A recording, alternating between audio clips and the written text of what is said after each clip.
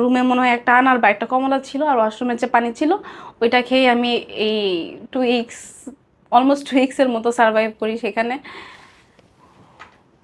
জানোয়ার নাকি? বুঝতে পারে নাই হয়তো ভাইয়া, যেটা মানুষেরও কষ্ট হয়। ভাই আবার আমার বলো। এটা ভাঙা, আমার কোমরে যে অ্যানেসথেসিয়াটা দেওয়া হয়েছে সিজারের সময়, আমার বেবি তো সিজারে হয়েছে। তো এখানে যে ফুলের ঝাড়ু আপনাদের ঢাকায় পাওয়া যায় ওইটাতে হচ্ছে প্লাস্টিক দেওয়া থাকে না, আমাদের এলাকা হচ্ছে প্লাস্টিকের ভিতরে এক একটা করে স্টিক থাকে। কোনো একটা ওদের পারিবারিক সমস্যা, তো আমার দেবর হচ্ছে শোয়া পিচ্ছি ছিল আমার দেবর তখন। তো ওইরকম যখন মারতে আসছে আমার কাছে মনে হয়েছিল যে যদি ওর গায়ে লাগে, বাবুটার গায়ে। তো আমার তখন রিসেন্ট অপারেশন হয়েছে, আমি এরকম পিঠ টান টান করে ওর উপরে শুয়ে পড়ছি। ও কি করছে, ওইটা দিয়ে হচ্ছে পিঠে একটা বাড়ি দিল।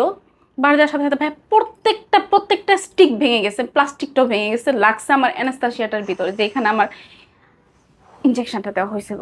আমার বার্থডেতে, ফার্স্ট বার্থডেতে এখানে একটা থাপ্পড় দিয়েছিল। আমি 3 বছর ভাইয়া, মানে আমি গরুর হাড্ডি চাবায় খাইতে অনেক পছন্দ করি মাংসর থেকে। আমি হাড্ডি তো খাইতেই পারিনি, হাড্ডি খাইছি অলমোস্ট 4-5 বছর পরে এখন খাই। ওই সময় আমার স্যুপ, ডাল ভাত, দুধ ভাত এসব খেয়ে থাকতে হয়েছে। মানে এটা যে ভাঙছে এটা তোর বাসায় বলতে পারি নাই।